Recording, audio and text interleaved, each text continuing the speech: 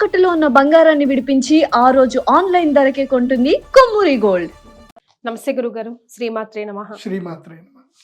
గురుగారు, మనిషి జీవితంలో నవగ్రహాలు చాలా crucial role, important role play చేస్తూ ఉంటాయి అని అంటారు. మనం ఏదైనా గుడికి వెళ్ళినప్పుడు ఎప్పటికీ కాంట్రవర్సీ ఏంటంటే, ముందు ప్రధాన ఆలయానికి వెళ్ళాలా లేదంటే నవగ్రహాలని దర్శించుకున్నాక కాలు కడుక్కొని వెళ్ళాలా అని.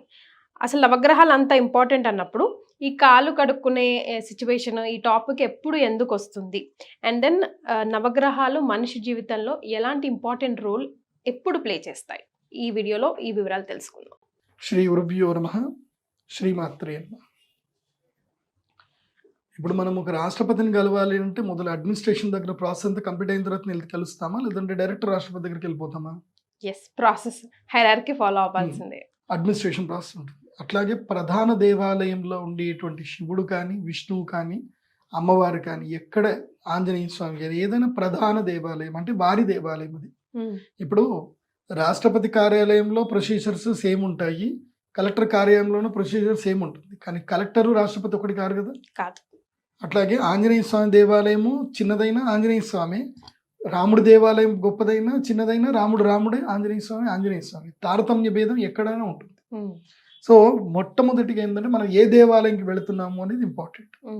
ఆ దేవాలయం వెళుతున్నప్పుడు మనం ఏ శక్తి కోసం వెళుతున్నాం? బుద్ధిర్బలం యశోధైర్యం నిర్భయత్వం అరోగత అజాడ్యం వాక్పటుత్వంచ హనుమత్ స్మరణాత్ భవేత్. మనకు బుద్ధి బలం జరగాలన్నా, జాడ్యం పోవాలన్నా ఆంజనేయ స్వామి యొక్క స్మరణ కావాలి మనకి. కాబట్టి ఇప్పుడు ఉదాహరణకి మోస్ట్లీ నవగ్రహాలు ఎక్కడైనా మోస్ట్లీ ఆంజనేయ స్వామి దేవస్థానంలో నేను చూస్తున్నాం మనం. కాబట్టి ఆంజనేయ స్వామి దేవస్థానానికి వెళ్ళేటప్పుడు నవగ్రహాల ప్రదక్షిణ చేయాలి. మోస్ట్లీ శనివారం వచ్చిందంటే అందరు నవగ్రహ ప్రదక్షిణలు స్టార్ట్ అవుతుంది, తిరుగుతానే ఉంటారు అందరు నవగ్రహ ప్రదక్షిణ. ఫస్ట్ ఒకటి గుర్తుపెట్టుకోండి, ప్రదక్షిణ వల్ల కలిగే లాభం ఏంటో గుర్తుపెట్టుకోండి. మొదలు ప్రదక్షిణం వల్ల ఏం జరుగుతుందంటే మన ఆరా ప్యూర్ అవుతుంది. మనము ఆ నవగ్రహాలు ప్రతిష్టాపన చేసేటప్పుడే నవగ్రహ యంత్రాలు పెట్టి ఆ నవగ్రహాల చుట్టూ మనకు ప్రదక్షిణ చేయడం అని చెప్పడం అంటే ఏంటంటే ఆ నవగ్రహ ఆరా ఏదైతుందో ఆరా మనల్ని ప్యూర్ చేయడం. ప్రతి ఒక్కరు కూడా కర్మ అనేటువంటి ఆరా ద్వారా ఉంటారు. ఈ నవగ్రహాలు ఎవరు అంటే అడ్మినిస్ట్రేషన్స్, కంప్లీట్గా అడ్మినిస్ట్రేషన్. నువ్వు ఎవరు అనేది చెప్పేది నీ జాతకం. నీ జాతకం అంటే అర్థం ఏంటిది? ఈ జాతకంలో ఆ 12 గళ్ళల్లో ఉండే నవగ్రహాలే. ఆ నవగ్రహాలను బట్టి నువ్వెవరో నాకు తెలుస్తుంది జ్యోతిష్యంలో. నువ్వు అంటే ఎవరు? ఈ శరీరం కాదు. నీ సోల్ ఏంటి? నీ ఆత్మ ఏమిటి? నీ సోల్ ఎక్కడి నుంచి వచ్చింది? ఎంత కర్మను తీసుకొని వచ్చింది? గుడ్ కర్మలు తీసుకొచ్చిందా, బ్యాడ్ కర్మలు తీసుకొచ్చిందా? నువ్వు ఏ కర్మలు చెయ్యాలి, నువ్వు ఎలా ఉంటావు, నువ్వు సుఖజీవియా, భోగజీవియా, రోగజీవియా, యోగజీవియా, కష్టజీవియా, నష్టజీవియా, రుణజీవియా అనేది నీ జీవితం మొత్తం చెప్పేది నీ నవగ్రహాలే. కాబట్టి మన జీవితాన్ని నిర్దేశింపచేస్తున్నది ఈ నవగ్రహాలు. కాబట్టి ఆ నవగ్రహాలని వెళ్ళి మనము ప్రాధేయపడ్డం ఒకటే, అంటే మనము శరణాగతి వెళ్ళడం, ఆ నవగ్రహాలకి శరణాగతి వెళ్ళడం. నేను తెలుసో తెలియకో ఎన్నో కర్మలు చేసి ఉంటాను. ఈ జన్మలో నాకు కర్మల గురించి నాకు తెలియదు, కానీ ఆ కర్మ విపాకాన్ని నాకు అందించేటప్పుడు నేను మీ దాసుని అని నన్ను గుర్తించండి.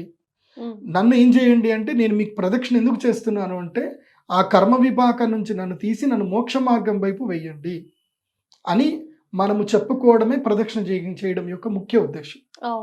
ఆ ప్రదక్షిణ చేయడం వల్ల కోట్లు వస్తాయనో, లాభాలు కలుగుతాయనో నేను ఎప్పుడూ చెప్పలేదు, చెప్పను కూడా. ఎప్పుడైనా ఒకటి గుర్తుపెట్టుకోండి, నిజ జీవితంలో మనకి ఐశ్వర్యం అంటే ఏంటంటే మనం కర్మ నుంచి దూరం చేసుకుని భగవంతుడికి మనం దగ్గర అవ్వడమే నిజమైన ఐశ్వర్యం.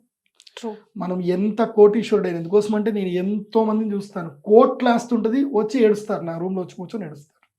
ఏముంది అని అంటే అది జరగట్లేదు, ఇది జరగట్లేదు, వాడు ఎత్తుకపోయాడు, వీడు మోసం చేశాడు, అది మోసం చేశాడు.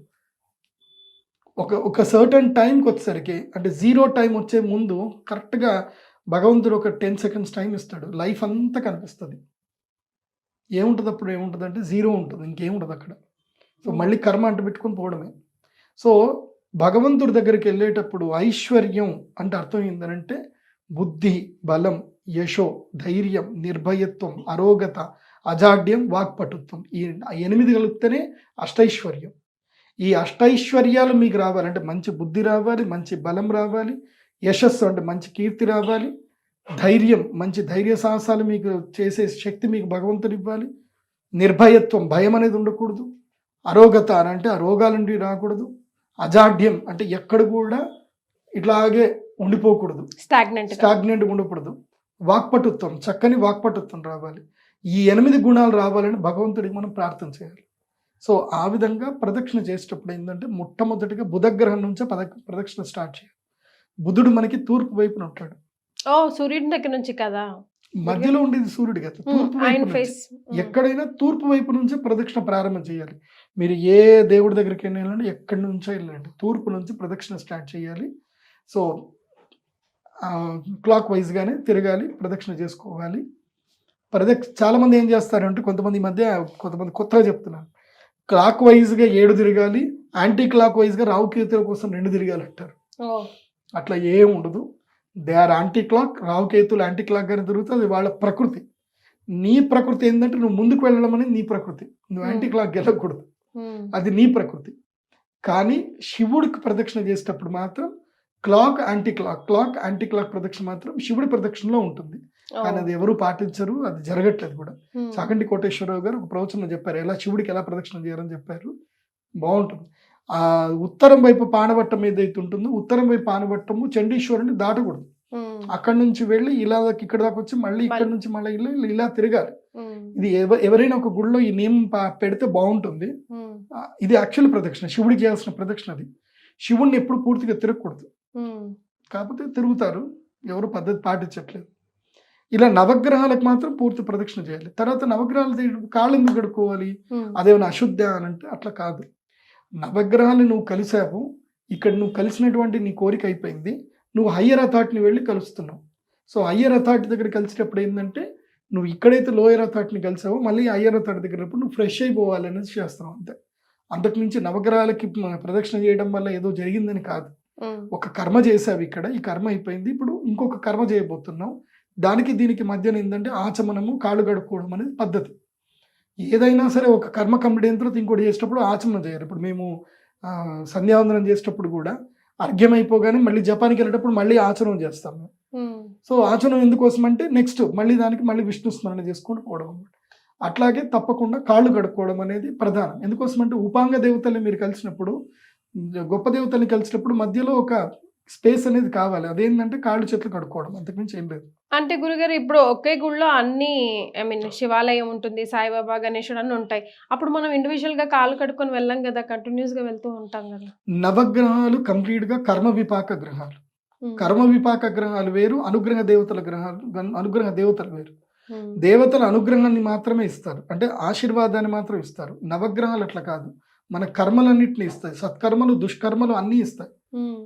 కాబట్టి ఈ కర్మ విపాకం ఇక్కడ ఉంది కాబట్టి కర్మను మనం ఇక్కడ త్యజించి వెళ్ళాలి కాబట్టి కర్మ విపాక గ్రహాలకు ప్రదక్షిణం చేస్తాం. కాబట్టి తర్వాత కాళ్ళు చేతులు కడుక్కొని కూర్చొని విష్ణునామస్మరణ, విష్ణువు విష్ణువు విష్ణువు అని 3 సార్లు అనుకొని తర్వాత ప్రధాన దేవాలయం లోపలికి వెళ్ళాలి. ఇలా అన్ని దేవాలు కలిసిన చోట ఏం జరుగుతుంది అని అంటే మీ మనస్సు మొత్తం చంచలమైపోతుంది. నాకు తెలిసి అది కరెక్ట్ కూడా కాదు. మీరు ఏ శక్తి కావాలో ఆ శక్తికి సంబంధించిన దేవుడు అంటే, దేవాలయం అంటే, ఇప్పుడు తంజావూరులో ఒక టెంపుల్ ఉంది, పెద్ద టెంపుల్ ఉంది. ఆ టెంపుల్ కనుక చూస్తే ఆయనకి పని పాట లేక అంత పెద్ద శివుని పెట్టి అంత పెద్ద గుడి ఎందుకు కట్టాలి, చిన్నగా ఇట్లా పెట్టేసి చిన్న శివుని పెడితే అయిపోతుండే కదా. దేవాలయానికి ఒక నియమం ఉంది, అది ప్రాకార లక్షణము అని ఒకటి ఉంటుంది. ఈ మధ్య ఎవరు పడితే వాళ్ళు ఇష్టం వచ్చినట్టు కట్టేసుకుంటున్నారు. సరే, అది కూడా ఒక విధంగా మంచిది అనుకోండి, చేయండి. కానీ మనం ఏ దేవత దగ్గరికి వెళుతున్నామో మనకి ఏ శక్తి కావాలి, దేవత దగ్గరికి దేవాలయానికి వెళ్ళడానికి గల ప్రధాన కారణం ఏంటంటే, ఒకటి మనం కర్మని ఓవర్కమ్ చేయాలి, రెండవది మనకి ఏ శక్తి అయితే మనకు తగ్గిపోతుందో ఆ శక్తిని మనము భగవంతుడి నుంచి అనుగ్రహంగా పొందాలి. దానికోసం మనం దేవాలయం వెళ్ళాలి.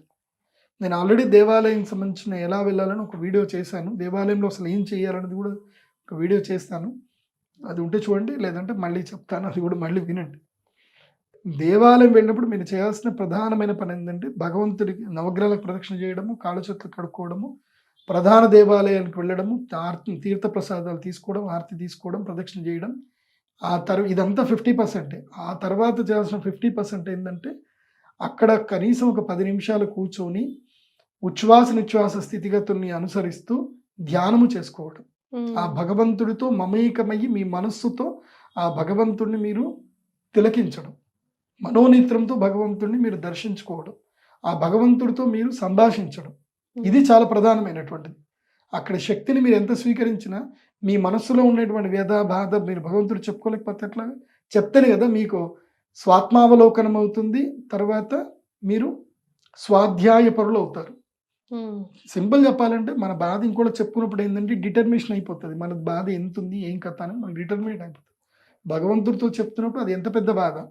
మనం 10 రోజుల క్రితం ఒక బాధ చెప్పుకున్నాం, ఇప్పుడు ఒక బాధ చెప్పుకున్నాం, దానికి దీన్ని పోల్చుకుంటే అదే పెద్ద గానే కాదు అనిపిస్తుంది. సో అలా మైండ్ డిటర్మినేట్ చేస్తుంది. అలా భగవంతుడు కూడా మనల్ని అనుగ్రహిస్తాడు. దేవాలయంలో వెళ్ళినప్పుడు ఈ పని చేయండి. Right. Thank you so much గురుగారు. నమస్కారం. శ్రీమాన్.